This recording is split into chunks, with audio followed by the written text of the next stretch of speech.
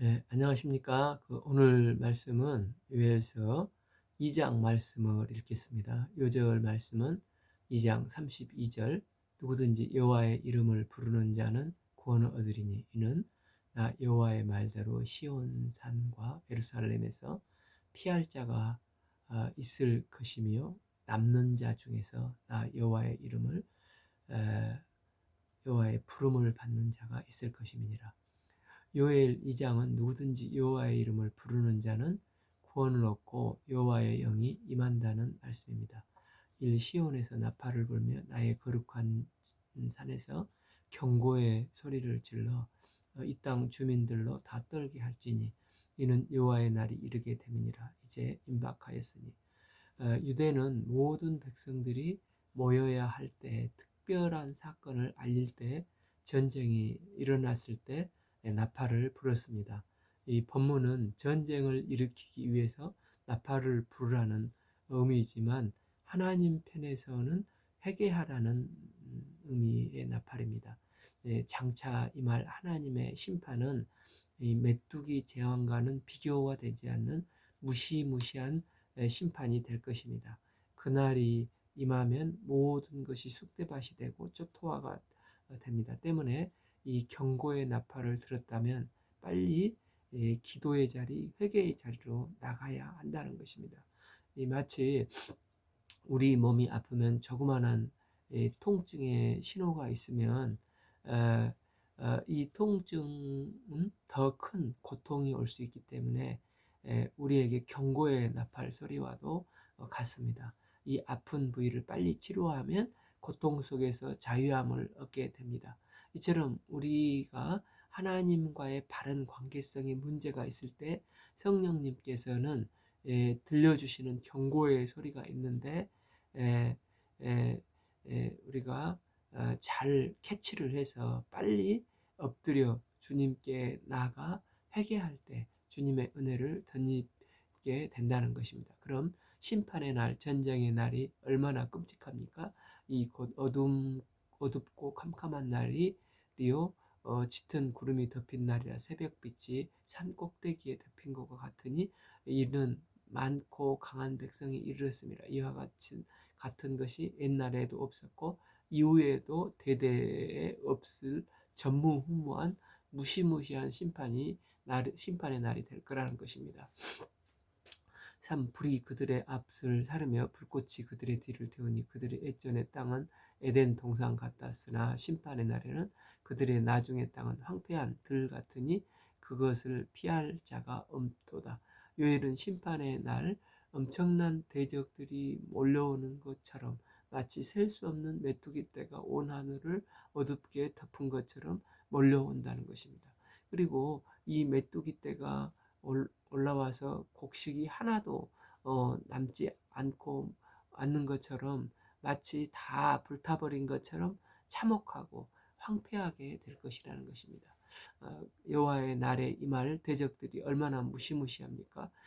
그의 모양은 말 같고 그의 달리는 것은 기병 같으며 그들이 산 꼭대기에 뛰는 소리는 병고 소리와 같고 불꽃이 검붉은 사르는 소리와 같으며 강한 군사가 줄을 버리고 싸우는 것 같으니 수많은 대적들이 엄청난 말을 타고 먼지를 일으키고 경음을 내고 달려오는 것을 묘사하고 있습니다. 또한 그들은 줄을 맞추고 정렬된 모습으로 모든 것을 파괴한다는 것입니다. 이 모습 앞에 그 앞에 백성들이 질리고 무리의 낯빛이 하얗게 질려버렸다는 것입니다. 또한 그들이 용사같이 달리며 무사같이 성을 기어오르며 각기 자기 길로 나가되 그 줄을 이탈하지 아니하며 팔 피차에 부딪히지 아니하고 각기 자기의 길로 나가며 무기를 돌파하고 나아가나 상하지 아니하며 질서정연하면서 탱크처럼 무식하게 돌진을 한다는 것입니다. 또한 성중에 뛰어들어가 성 위에 달리며 집에 기어오르며 도둑같이 창으로 들어가며 마치 큰 전쟁에서 총 공격을 하는 영화의 한 장면과 같은데 한마디로 표현해서 어떻습니까? 10 그 앞에 땅이 진동하며 하늘이 떨며 해와 달이 캄캄하며 별들이 빛을 거두는도다. 이 어마어마하고 무서운 공격 앞에서 우리가 분명히 알아야 될 것은, 이것은 절대 영화가 아니고 소설이 아니라는 것입니다. 이것은 장차 꼭 우리 앞날에 이루어질 사실이라는 것입니다. 그럼 이 심판이 언제 이루어집니까? 그날은 누구도 알 수 없고 오직 하나님께서만 아십니다. 우리가 알 수 있는 것은 심판은 이미 이루어졌어야 하는데, 하나님께서는 우리를 너무 사랑하셔서 심판을 하나, 둘, 둘 반, 둘 반의 반, 반의 반 하시면서 계속 연기를 하고 돌이켜 회개하기를 원하신다는 사실입니다. 사실 심판이 오늘 당장 일어나도 이 세상은 아무런 원망과 불평을 할 수가 없을 만큼 죄악되어 있습니다. 10일 여호와께서 그의 군대 앞에서 소리를 지르시고 그의 진영은 심히 크고 그의 명령을 행하는 자는 강하니 여호와의 날이 크고 심히 두렵도다. 당할 자가 누구랴. 본문은 이 세상의 심판의 주체자가 하나님이심을 말씀하고 있습니다. 이 세상의 모든 주권이 하나님께 속하여서 하나님은 모든 것을 다스리시고 이끌어 가십니다. 이 무시무시한 범우주적인 심판도 하나님의 손에서 이루어집니다. 그런데 감사하게도 하나님은 장차 이 심판이 있을 것인데, 니네들은 심판 받았다 끝났다가 아니라 지금 이 심판을 어떻게 대처할 것인가에 대해서 방법을 제시하고 계십니다. 12 여호와의 말씀에 너희는 이제라도 금식하고 울며 애통해야 한다는 것입니다. 무엇보다도 하나님으로부터 멀어진 자신을 돌아보고 하나님께 돌아오라는 것입니다. 금식은 우리는 먹어야 사는데 이 먹는 것을 금하고 하나님 앞에 얼마나 내가 우상 숭배와 제약에 취해서 돌처럼 굳어서 은혜를 감당하지 못하고 살았는지 이제라도 금식하며 울며 애통하며 주님께 돌아가야 한다는 것입니다. 우리가 이것이 나의 한계라고 생각이 들 때 이제라도 하나님께 울며 애통하며 돌이킬 때 하나님 앞에는 시작하는 시점이 되는 것입니다. 두 번째, 12 마음을 다하여 여호와께 돌아오라 하셨으니 전심으로 하나님을 바라보라고 말씀하십니다. 그러니까 형식적인 것이 아니라 마음을 다해서 하나님께 돌이켜야 한다는 것인데, 여기서 마음을 다하여라는 것은 내 삶에서 상처 입은 모습 그대로, 또 죄악된 모습 그대로 진실되게 하나님 앞에 서서 하나님 앞에 내 모습을 드러내는 게 마음을 다하는 것이라는 것입니다. 이것이 너무 부끄럽습니다 하고 마치 그 신약성경 베드로가 더러운 발을 숨겨두고 누구나 이해할 수 있을 정도로 대충 씻고 주님께 근사한 모습을 보여주려고 하는 그런 모습이 아닙니다. 내 속에 근사한 마음보다도 내 속에 있는 죄악된 모습을 남김없이 있는 모습 그대로 하나님께 드릴 때 마음을 다하는 것이고, 그때부터 하나님의 치유가 시작된다는 것입니다. 이런 기도를 드릴 때 하나님은 우리를 외면치 아니하시고 심판에서 돌이켜 주시는 분이십니다. 그러면 세 번째로는 다만 하나님의 성품을 의지해서 기도하라는 것입니다. 13 너희는 옷을 찢지 말고 마음을 찢고 너희 하나님 여호와께 돌아올지라. 원래 이스라엘 백성들은 회개할 때 죄를 뒤집어 쓰고 베옷을 입고 자기들의 옷을 찢는 전통적인 습관이 있었지 않습니까? 겉으로 보여지는 그러한 행위가 아니라 죄로 물들어 돌같이 굳은 이 마음의 자아를 찢어야 한다는 것입니다. 그래서 시편 51편 17절에서 하나님께서 구하시는 제사는 상한 심령이라고 다윗이 고백하지 않습니까? 그래서 찢겨진 나의 마음을 있는 모습 그대로 하나님 앞에 드러낼 수 있어야 한다는 것입니다. 그리하면 하나님은 상하고 통회하는 마음을 주께서 멸시치 아니하십니다. 우리가 그럴 수 있는 까닭이 무엇입니까? 만약 하나님이 무서운 심판자의 이미지라면 내가 상한 마음을 보여드릴 때 저런 지지리도 못난 놈 하시면서 우리는 그러면 하나님 앞에 우리의 찢긴 마음, 우리의 더러운 마음을 드러낼 수가 없습니다. 그러나 하나님은 결코 그런 분이 아니십니다. 이 하나님은 어떤 분이십니까? 13절 B 그는 은혜로우시며 자비로우시며 노하기를 더디하시며 은혜가 크시사 뜻을 돌이켜 재앙을 내리지 아니하나니 하나님의 성품은 은혜로우시고 자비로우시고 노하기를 더디하시며 은혜가 크신 분이십니다. 이렇게 우리가 마음을 찢고 금식을 선포하며 울며 애통하는 마음으로 주께 회개할 때 주님은 애썼다 하고 우리를 사랑으로 안아주시고 상처난 우리의 마음을 위로해 주신다는 것입니다. 이렇게 되었을 때 하나님은 14 주께서 혹시 마음의 뜻을 돌이키시고 그 뒤에 복을 내리시자 너희 하나님 여호와께 소재와 전제를 주실 것이라 는 것이라고 말씀을 하십니다. 그러면 제사장들이 그때 해야 될 일이 무엇이겠습니까? 15 너희는 시온에서 나팔을 불어야 합니다. 그것은 경고를 위함이 아니라 거룩한 금식일을 정하고 성회를 소집하기 위함이라는 것입니다. 그리고 특정한 사람만 부르지 않습니다. 16 백성을 모아 그 모임을 거룩하게 하고 장로들을 모으며 어린이와 젖먹는 자를 모으며 신랑을 그 방에서 나오게 하며 신부도 그 신방에서 나오게 하고 그 예배하는 쥐 고아를 막론하고 다 예배의 자리로 불러내라는 것입니다. 그리고 울며 기도를 바치라는 것입니다. 17 여호와를 섬기는 제사장들은 낭실과 제단 사이에서 울며 기도를 바치는 것입니다. 그 기도의 내용은 어떻습니까? 17b 여호와여 주의 백성을 불쌍히 여기옵소서 주의 기업을 욕되게 하며 나라들로 그들을 관할하지 못하게 하옵소서 어찌하여 이방인으로 그들의 하나님이 어디 있느냐 말하게 하겠나이까 할지어다. 여기서 중요한 것은 요엘이 바라보고 있는 것은 하나님과 그 백성의 명예가 서로 연결되어 있다는 것입니다. 하나님은 영광을 받으시기에 마땅하신 분으로 우리는 하나님께 영광을 돌리는 삶을 살아야 합니다. 그런데 하나님이 언제 영광을 받으신다는 것입니까? 우리의 삶은 전혀 아니면서 하나님께 박수만 쳐드릴 때입니까? 우리 각자가 하나님의 마음을 품고 이 목자의 마음으로 세상을 바라보고 나의 사랑하는 사람들과 이웃을 바라볼 때 하나님은 영광을 받으신다는 것입니다.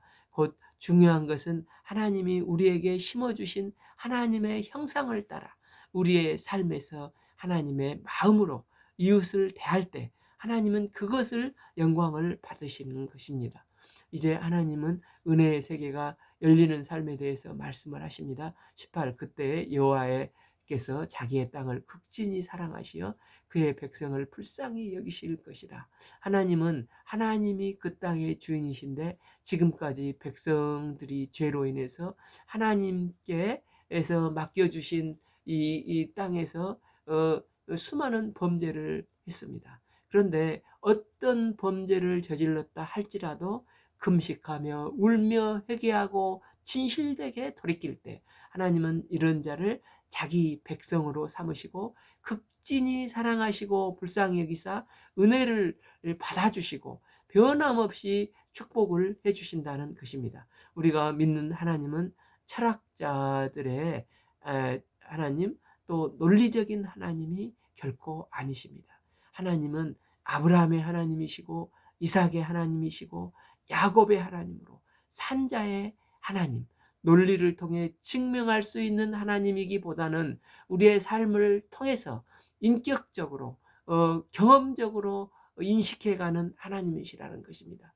왜 메뚜기 재앙이 왔겠습니까? 생태학적인 환경으로 현상으로 메뚜기들이 이상 번식을 했다고 설명할 수도 있을 것입니다. 그러나 하나님을 믿는 사람들은 이것도 중요하지만 이 자연 재난을 통해서 참 이 재난 앞에서 자신의 신앙을 점검하고 하나님 앞에서 우상 숭배죄와 주께서 주신 자유와 기회와 은혜를 술 취하든 아무렇게나 막무가내 낭비했던 마음을 회개하고 이제는 하나님을 인정하고 하나님만을 사랑하고 이웃을 사랑할 때 하나님은 그것을 보여주시기 위한 것입니다. 즉 옷을 찢는 게 아니라 마음을 찢으며 아파할 때 그 마음이 하나님의 마음을 움직이게 한다는 것입니다. 이게 18절 그때 여호와께서 자기 땅을 극진히 사랑하시어 즉 하나님의 땅에 열정을 품으셔서 그의 백성들을 불쌍히 여기실 것이라는 것. 즉 여호와는 자기 백성의 일로 인해서 극진히 마음 아파하신다는 것입니다. 때문에 이 마음 아파하시는 애통이 회복의 길로 귀결되어지는 것입니다. 그래서 울며 애통하며 마음을 다해 돌아오는 자들을 하나님은 어떻게 하십니까? 19 여호와여 그들에게 응답하십니다. 이르시기를 내가 너희에게 여호와께서 그들을 응답하시어 이르기를 내가 너희에게 곡식과 새 포도주와 기름을 주리니 너희가 이로 말미암아 흡족하리라 말씀하십니다. 여기서 곡식과 새 포도주 기름은 하나님의 은혜가 얼마나 풍성한지를 말하기 위해서 쓰는 표현인데 늘 같이 따라다니는 표현들로 흡족하게 먹을 것을 충분히 마치 그 오병이에서 주께서 이 물고기 2마리와 오병이어로 5개의 떡덩어리로 먹고 배불리 먹고 12광주리가 남도록 흡족하게 해주시지 않습니까? 그래서 신명기 11장 14절에서 여호와께서 너희의 땅에 이른 비 늦은 비를 적당한 때에 내리시니 너희가 곡식과 포도주와 기름을 얻을 것이요. 똑같이 표현을 하지 않습니까? 우리는 땅에서 곡식을 뿌려 정성스럽게 가꾸면 열매 맺는 것은 당연한 거지 이렇게 생각할 수가 있습니다. 그러나 성경은 일관되게 그 모든 것이 하나님이 주신 선물이라고 말씀을 하고 있습니다. 곡식이 잘 되는 것은 땅의 주인이신 이 창조주 하나님이 돌봐주셨기 때문입니다. 그 쌀 한 톨은 우리 손바닥에 달아 놓으면 무게를 잴 가치가 없을 정도로 가볍습니다. 그런데 그 홍수관이라는 시인은 이 쌀 한 톨에 농부의 땀방울이 들어갔고 바람도 햇볕도 그 속에 들어가 있고 온갖 것들이 그 속에 다 들어가 있어서 그 쌀 한 톨은 우주의 무게라고 표현을 했습니다. 그러니까 쌀 한 톨을 생산하기 위해서 온 우주 창조주 하나님이 동참하게 되신 것이라는 것입니다. 그래서 우리가 나에게 주신 것을 당연하게 생각하지 않고 일상적인 삶일지라도 하나님의 은혜임을 고백하고 평생 감사하며 살 때 흡족한 삶을 살 수 있게 해주신다는 것입니다. 이러할 때 19비 내가 다시는 너희가 나라들 가운데 요구를 당하지 않게 할 것이라고 맹세를 하십니다. 또한 20 내가 북쪽 군대를 너희에서 멀리 떠나게 하며 메마르고 장막한 땅으로 쫓아내리니 이 북쪽 군대는 우선적으로 지금 이제 메뚜기 재앙이라고 볼 수가 있는데 유대인들은 북쪽은 항상 불길한 장소였지 않습니까? 왜냐하면 아람이라든지 아수르, 바벨론 강대국들이 늘 침략을 북동쪽에서 하지 않습니까? 그런데 이 북쪽 군대를 멀리 떠나게 해주시겠다는 것입니다. 20비 그 앞에 부대는 동해로 즉 사해로 그 뒤에 부대는 서해 즉 지중해로 들어가 상한 냄새가 일어나고 악취가 오르니 이는 큰 일을 행하였습니다. 결국 이렇게 하나님은 재앙을 끝을 내시겠다는 것입니다. 이제 재앙이 끝난 그곳에 오는 것은 무엇이겠습니까? 20일 땅이여 두려워하지 말고 기뻐하며 즐거워할지다. 여호와께서 큰 일을 행하였음이로다. 22 들짐승들아 두려워하지 말지어다. 들의 풀이 싹이 나며 나무가 열매를 맺으며 무화과 나무와 포도나무가 다 힘을 내도다. 23 시온의 자녀들아 너희는 저희 하나님 여호와로 말미암아 기뻐하며 즐거워할지다. 이렇게 이제 문학적인 표현을 하면서 그 그날에 대해서 묘사를 해주시고 있습니다.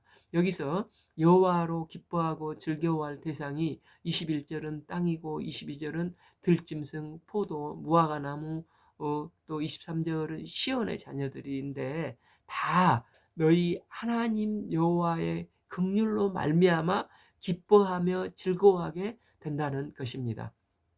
즉 모든 하나님의 피조물들이 다 기뻐하고 그날에 즐거워할 거라는 것입니다. 23b 그가 너희를 위하여 비를 내리시되 이른 비를 너희에게 적당히 주시리니 이른 비와 늦은 비가 예전과 같을 것이라.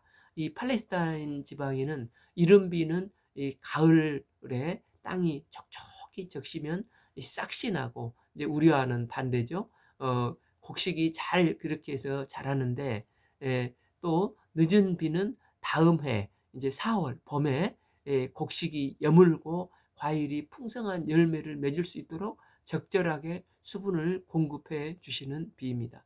그래서 곡식과 과일에 있어서 이른 비와 늦은 비는 팔레스타인 지역에서는 절대적으로 필요한데, 하나님께서는 때를 따라서 풍성한 생명이 살아나고 때가 되면 풍성한 열매를 맺도록 늦은 비와 이른 비를 적절하게 공급해 주신다는 것입니다.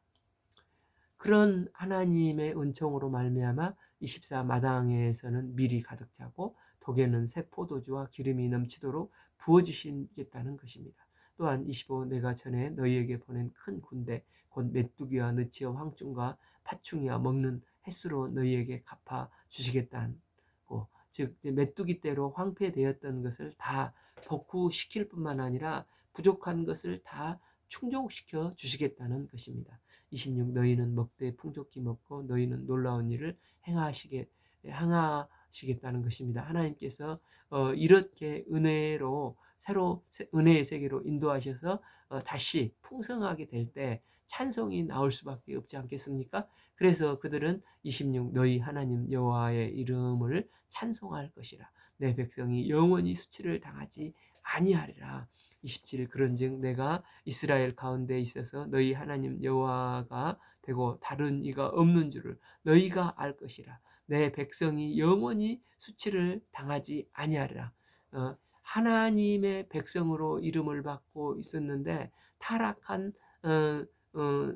분위기와 우상숭배와 메뚜기 재앙으로 말미암아 큰 수치를 당하고 있었는데, 그때서야 백성들은 지금껏 속아서 나무 토막, 이 돌덩어리에 이 우상을 섬겼던 것을 회개하고 하나님만이 참신이며 하나님만이 나와 우리를 영원히 다스리실 분이심을 고백하며 예배 드릴 때 영원히 수치를 당하지 않게 보호해 주시겠다는 것입니다.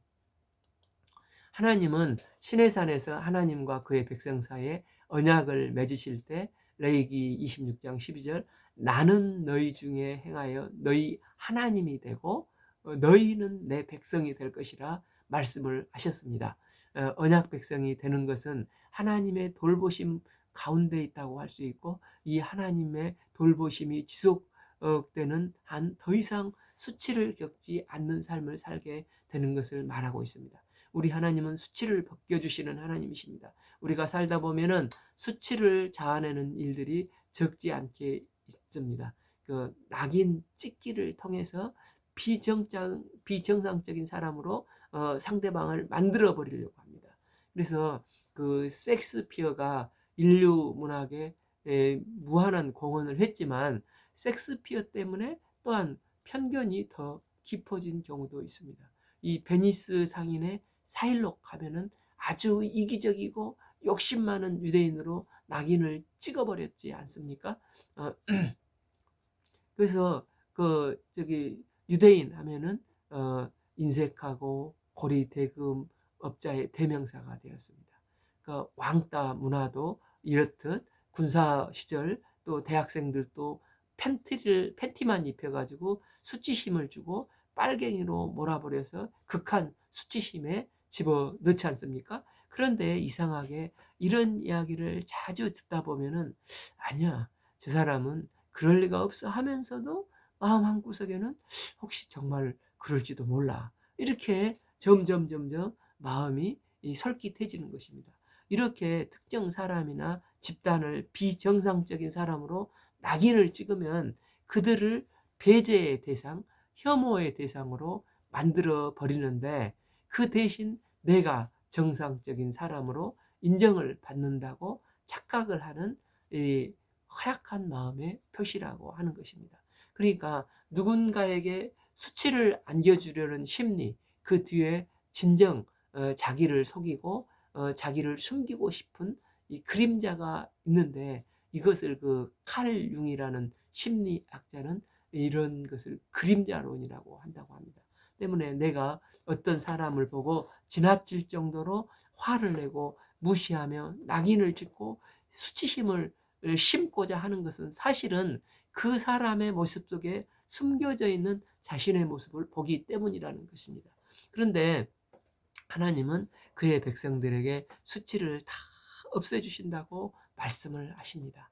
우리도 살다 보면 낙인을 찍어서 누군가에게 수치심을 안겨주려고 하는 마음이 들 수가 있는데, 그것은 하나님을 대적한 행위이고 사탄이 좋아하는 일이라는 것입니다. 하나님은 이렇게 수치를 당할 수밖에 없는 우리를 벗겨주시고 그 다음에 어떻게 하신다는 것입니까? 28, 그 후에 내가 그 영을 만민에게 부어주리니 너희 자녀들이 장래일을 말할 것이며 너희 늙은이는 꿈을 꾸며 너희 젊은이는 환상을 볼 것이며 29, 그때에 내가 또 너희 내 영을 남종과 여종에게 부어줄 것이며 내가 이적을 하늘과 땅을 베풀리니 곧 피와 불과 연기 기둥이라. 이 말씀은 그 베드로가 사도행전 2장에서 오순절 성령 강림으로 교회가 태동이 될 때 그 요절 그 요엘 2장 28절에서 32절 말씀을 인용을 하면서 오순절 성령 강림 사건이 요엘서 애언의 성취임을 증거하지 않습니까? 하나님께서 그때 모든 것이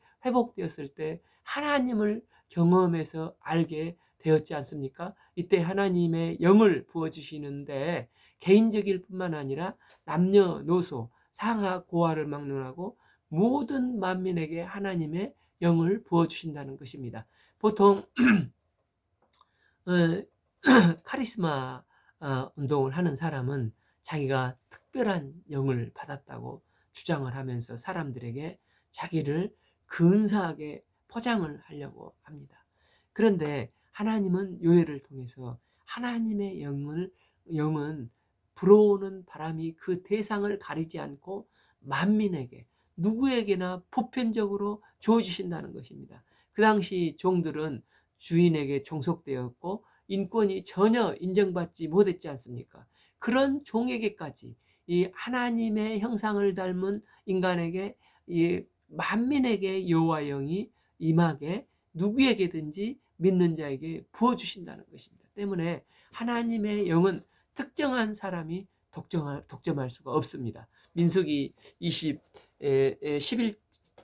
29절 모세가 그에게 이르되 내가 나를 두고 시기하느냐? 여호와께서 그 영을 그의 모든 백성에게 주사 다 선지자 되기를 원하신다. 그 70인 명에게 영이 임하였을 때 그때 그 장막에 있었던 다른 사람에게 그걸 그 심판을 해야 되는 게 아니냐. 여호수아가 그럴 때 그 모세는 모든 영이 모든 백성에게 주사 다 선지자 되기를 원한다고 그 고백을 하지 않습니까? 그래서 하나님의 영은 특정한 사람에게 집중되지 않고 누구든지 그를 믿는 자는 다 주십니다. 하나님의 영이 임하면 모든 장벽을 허물고 세상은 장벽을 만들어 나누는데 이렇게 그런데 익숙한데, 하나님은 여호와의 영을 부어주심으로 모든 장벽을 헐고 만민이 다 그를 믿음으로 하나님 백성이요 왕 같은 제사장으로 살기를 원하신다는 것입니다. 인간은 연약하고 무력하지만 여호와의 영이 임할 때 사람들은 애언을 하고 꿈을 꾸고 환상을 이상을 품게 됩니다. 마치 그 주유소 같은 데 보면 그 홍보용으로 세워놓은 키 큰 춤추는 인형이 쭉 늘어져 있다가 바람이 들어가니까 벌떡 일어나 춤을 추지 않습니까? 이처럼 하나님의 영이 임하면 주저앉아 있던 사람이 벌떡 일어납니다. 또 이 생명력이 있습니다. 그냥 일어나는 게 아니라 하나님의 영을 받았기 때문에 하나님의 마음을 가지고 하나님의 꿈을 품는 사람이 되어 춤을 추듯이 살게 된다는 것입니다. 결국 하나님을 믿는다는 것은 하나님의 꿈을 나의 꿈으로 삼고 살아가는 삶이 아니겠습니까? 자전거를 타다 보면은 오르막길, 내리막길이 있는데 제일 잘 탄 사람은 언제입니까? 자전거를 탈 때 뒤에서 바람이 싹 불어줄 때 자전거가 쭉 저기 페달을 밟아도 어렵지가 않고 내리막길도 살살 내려가고 오르막길도 그냥 어렵지가 않고 올라간다는 것입니다. 이처럼 여호와의 영이 임하면 나의 등 뒤에서 누가 나를 때때로 밀어주는 것 같을 때가 있는데 여호와의 영이 그런 삶, 나의 삶에 나의 등 뒤에서 나를 밀어주는 삶을 살게 된다는 것입니다. 30. 내가 이적을 하늘과 땅에 베푸니 곧 피와 불과 연기와 기둥이라. 31. 여호와의 크고 두려운 날이 이르기 전에 해가 어두워지고 달빛이 피같이 변하려니와 이런 고통의 날이 앞으로 다가오게 될 것이라는 것입니다. 그러나 32절 누구든지 여호와의 이름을 부르는 자는 구원을 얻을 것이라는 것입니다. 여호와의 이름을 부른 자에는 구원이고 여호와의 이름을 부르지 않는 자는 그날은 심판의 날이 되는 것입니다. 즉 외적인 어려움이 없는 것은 아니지만 여전히 어려움과 고난 속에서도 여호와의 이름을 부르는 자에게는 구원의 기쁨이 있고 구원의 은혜가 있고 구원의 길이 열린다는 것입니다. 오순절 성령이 초대교회에 임했을 때 골방에 떨고 있던 베드로는 담대히 나가서 유대인이든 헬라이든 땅끝까지 이 복음을 증거하는 성령 충만한 사람이 되지 않습니까?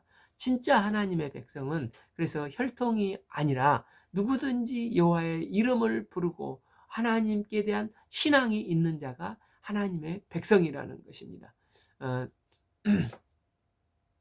32. 이는 나 여호와의 말대로 시온산과 예루살렘에 피할 자가 있을 것이며 남는 자 중에 나 여호와의 이름을 받을 자가 있을 것입니다. 여기서 이제 시온산과 예루살렘으로 피할 자는 1차적인 말씀으로 받은 자이니까 유대인을 말을 하겠죠.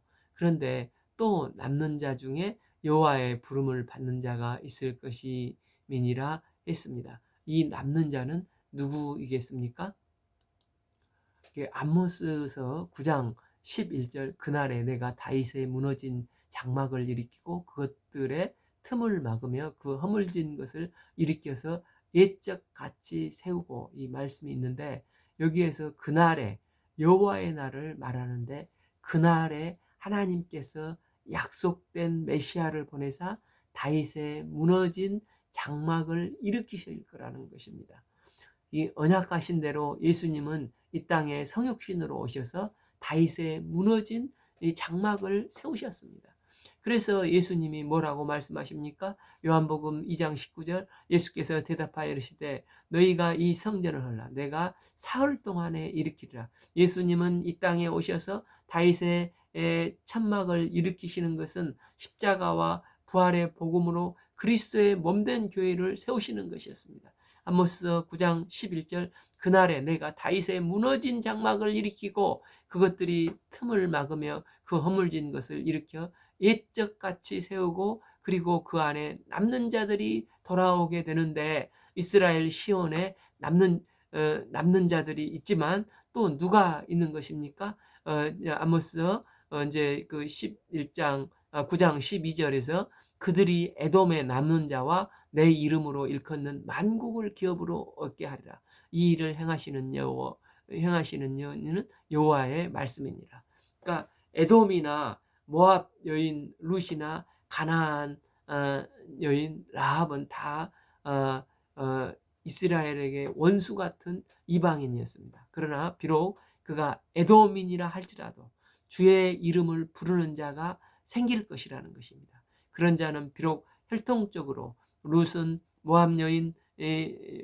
모압 여인이었고 라합은 가나안 여인 이방인이었지만, 그러나 주의 이름을 부르면 누구든지 구원을 얻는다는 것입니다. 그들뿐만 아니라 주의 이름을 일컫는 만국 안에도 주의 이름을 부르는 자들이 있는데, 바로 우리 이방인들도 만국에 들어가기 때문에 우리가 주의 이름을 부르면 누구든지 다 여호와의 영이 임하고 구원받는 하나님 백성이 되어서 영원하신 하나님의 기업을 얻게 된다는 것입니다. 하나님의 이 놀라우신 은혜와 그분의 구속의 경륜을 높이 찬양드립니다. 오늘 말씀은 요엘서 2장 말씀을 읽겠습니다. 감사합니다.